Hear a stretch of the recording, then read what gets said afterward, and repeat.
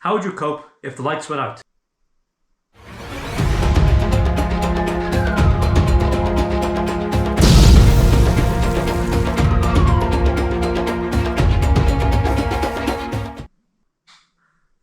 Oh, that's better.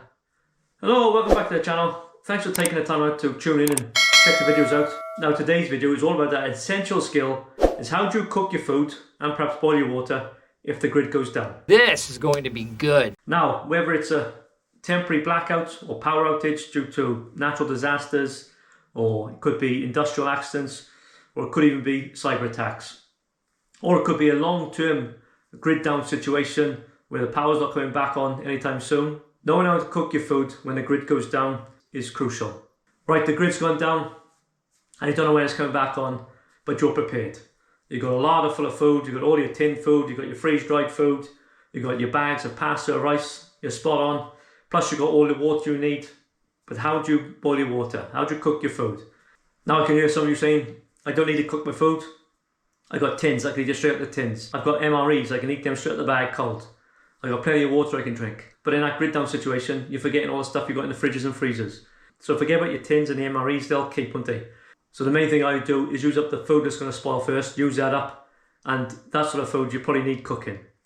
With your water, yeah, it's not a case of just using water to drink, but having water to wash, keep clean, keep sanitized, plus you might have to purify water. So to purify water, if you haven't got the means to do it filter-wise, and you need to boil it, obviously you need some sort of way of boiling your water in the grid down situation. So that's what we're going to run through today. We're going to look at the different pros and cons of different options of heating your food or your water, both inside and outside your property. And if that's something you're interested in, stay tuned and we'll run through the different options. So the first thing we're going to look at is cooking outdoors. I know it's not going to relate to everybody. You might be in a situation where you're living in a tower block or you live in some flats and you haven't got outdoor space. But there are other options you can use. But we're going to start off outside with this one. And first option is the most basic one, and that's cooking on an open fire. Now we've been doing this for hundreds of thousands of years, haven't we? We've been cooking on fires, one of the oldest methods of heating your food or boiling water. So at home, there's a few different ways you can do it. You might have one of these cast iron fire pits with a grill on top. You can light the fire in that, or you can dig your own little fire pit in the garden. You might have a rocket stove, or you can dig yourself a Dakota fire pit. You can make your own little fire pit out of oil drums. There's loads of different ways you can have an open fire in the garden. And looking at an open fire is fantastic, isn't it? It's nature's best TV program. And sitting around the open fire, cooking your food, boiling your water, having a brew is fantastic, isn't it? But there are negatives to it as well. So you're thinking, total grid down situation, that's all right, I'm going to get a fire going. That's fine, but where's your fuel? How much fuel have you got? How long is it going to last? At some point, that fuel's going to run out. And then you're looking at chopping up your settee or your furniture just so you can heat up a tin of beans. If you live next to a wooded area or a forest, yeah, then you're going to have plenty of fuel then, aren't you? But if you don't, there's only so much fuel you got. The next downside is smoke. There you are, you and your mates or your family in the back garden, laughing it up. You've got a big fire going, you're cooking off your bacon sausage, but there's smoke billowing out hundreds of feet into the air. And not everybody might be in that situation. People might be panicking, they might be starving, wherever it is, they haven't got food and not prepared, but they can see this smoke and they know someone's cooking something, so they come to investigate. So all of a sudden they come around the corner, they can see you've got plenty of food here, having a good time, and perhaps they want a piece of the action. Smoke is a dead giveaway, isn't it, that you've got a fire and you're cooking food. And also with that is the smells. The smell of bacon cooking is going to flood the neighbourhood. And then all of a sudden you've got all and sundry come in, all wanting an egg banjo and a bacon sandwich at your expense. If you don't know what an egg banjo is, put it in the comments below. I'm sure someone will answer that for you if you don't know what it is. So yeah, a few cons in. Obviously your fuel source, your smoke, your smells, and of course orange glow as well. So if you're having a fire at night, that orange glow will be seen from miles around. What's that glow? And yes, you can mitigate some of them things using, like say, perhaps a rocket stove or a Dakota fire pit, even something small as a Kelly kettle. They will cut down on the amount of smoke and the flames, as long as it's done right. If you do want to see how you make a Dakota fire pit, check that video out. But yeah, fire pit or an open fire in the garden, fantastic way to heat your food, boil your water, but there are the cons as well. So what other ways can you heat your food outside? Well, what about a barbecue? A lot of people got barbecues, whether it's gas or it's charcoal. You can cook loads of different stuff on the barbecue. You can get these massive barbecues these days. You can put your pots and pans on it, as long as they're the right sort of pans. You can cook all sorts of stuff on a barbecue. But again, you got to look at the cons. So fuel, gas, if it's gas barbecue, how much gas have you got? If it runs out, can you get any more? If it's charcoal barbecue, how much bags of charcoal have you got? Again, can you get anything else? And of course, again, the cons, that smell, maybe a bit of smoke. It's going to be a telltale sign that you're doing all right, you've got plenty of food, you're cooking it. Perhaps the neighbours next door are not so lucky and they want to come have a bit of the action. So yeah, just a couple of things to consider about. Now another option for outside doesn't create any smoke, and that's a solar cooker. These are fantastic. You can put them out in the sun. You can put your food in the middle of the solar cooker. You can cook it. You can heat up food. You can do all sorts. These are fantastic as long as you live in a place where it's got plenty of sun. So you can more or less rule out Britain altogether. If you're in Arizona, California, and them sort of places, yeah, it's well worth investing in as a solar oven. But if you're in good old UK, this cold, damp, temperate climate, yeah, you're going to struggle to cook anything in a solar oven. You might be able to warm up your ham sandwich, but that's about it. Beautiful, no sun. So yeah, just another thing to consider. Solar oven, they are out there. They do work, but again, they are restricted to your climate. Now, for those of you who like a bit of camping, you've probably got camping stoves at home. So things like these gasification stoves. These are great. They'll burn solid fuel like wood, plus they're liquid fuel like meths, or any sort of fuel really. A great little unit, very compact. Your lightweight twig stove, great little option. Only requires very small amounts of fuel. Your little gas burners, another small option, as long as you've got plenty of gas, that is. But yeah, you can put them out, you can boil your water for a cup of tea. You've got your hexamine stoves, your folding stoves, these little small hexamine stoves. Now all these camping stoves are great outdoors, but if you've got a family of 4 or 5 kids as well, and you're trying to cook everybody a meal on one of these, or even one of these, you can have some very impatient and hungry and possibly hangry people. It's alright for boiling up, a kettle for a cup of tea or something, but if you're trying to heat up food for everybody for say 4 or 5 people, yeah, they're going to be waiting a long time for that sort of stuff. So it's well worth looking at different options to cook larger amounts of food in one go. And that might be your little camp kitchen sets. Something like this. Those different ones on the market. They run on a butane. Again, the gas is only going to last so long, depending on how much you've got in stores. But the beauty of these things, you can put 2 or 3 different pots and pans on there and cook a half decent meal for someone if the grid's down, if you're off grid. So if you have got larger family and the grid's down, you're totally off grid, you might want to look into building an improvised field oven, just like this video, where you can take a dustbin or trash can in America, semi-bury it underground, get a fire underneath it, get a flue on the back, then you can put your pots and pans in there and cook yourself a half decent meal. You might be lucky enough to have a pizza oven.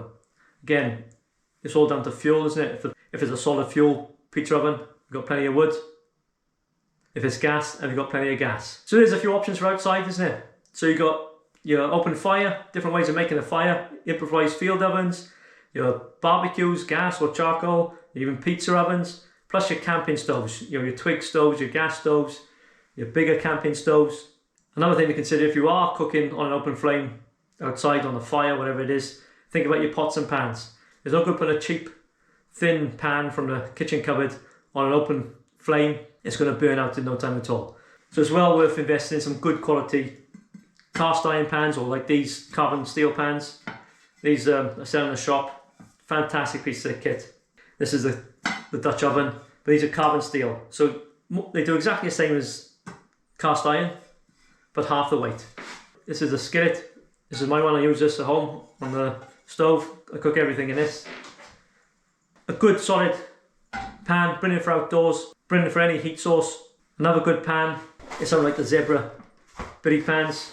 These are stainless steel, so fantastic for cooking your food in as well. Plus you can make improvised ovens out of these. So if I was cooking outside on an open flame, on a gas barbecue, pizza oven, whatever it is, I'd make sure I got the right equipment as well, which is your stainless steel, your carbon steel, or your cast iron. So that's outdoors done. Now what I want to say, if you are cooking outdoors in the garden, on an open flame or whatever it is, make sure you have a good fire extinguisher close to hand, isn't it? First aid kit. The last thing you want to do is set your shed on fire or even the back of the house. So just keep that in mind. So what about indoors? What's your options for indoors? Well, let's just say you're prepped to the hilt and power's gone off, but don't fear, I can use a generator. I've got my generator set up at home, petrol generator, wherever it is. I'm going to run my kitchen appliances on that. I'm good to go. Now we've got a similar setup here. We've got a generator. It's an old site generator I used to use on the building sites. Diesel run. It's got plenty of power in it. It'll run all my fridges and freezers, plus all the appliances, and I have got plenty of fuel. But the problem with generators, apart from making sure you've got plenty of fuel, like I just said, is they're noisy, aren't they? So if the power does go out, I can just switch on a Jenny. I've got an override switch for the power, and that will juice up the house, but it will make that noise. Now I'm relatively in the sticks here, but if you are in a town somewhere, surrounded by other people, and you've got that generator making that noise all day, and you might have a few lights on, and the appliances are working, again, it's going to draw attention, isn't it? You might draw attention of some unscrupulous people, and they're more likely to come and investigate and see what's going on. But generators, yeah, fantastic, whether it's petrol or diesel, but on the downside, you've got to make sure you've got enough fuel, and they do make a noise. They will draw attention. So while we're talking about generators, obviously you've got solar generators as well, haven't you? You know, your Bluettis, your EcoFlows, your Jackerys. Again, you could use them, and some of the bigger units, they will run appliances, but they are limited to what they can run. And of course, when they're using that power up, they're going to be recharged. They're usually recharged by a solar panel. Again, if there's plenty of sunlight, you're going to get good charge. If there's not, what you do then, isn't it? So yeah, solar generators, another good option, but they have their limitations as well. So what else can you use? Well, as we talked before, like little camping stoves, there are some camping stoves and fuel you can use indoors. Something like these portable camping stoves, all the bigger versions as we've seen before, they use butane, which you can use indoors as long as you've got good ventilation. Now while talking about gas, you might not have a total electric cooking system, you might have propane, like we've got here at home. Our oven's electric, but the hob is gas, which is something I've always done, because if the power does go off, you have got another option in your house for cooking. So having a propane gas hob is a great option, again, as long as you've got plenty of propane in stores. So if electric is off, remember your extractor fan won't be working, so if you are cooking on that gas hob, just crack the window open for a bit of ventilation.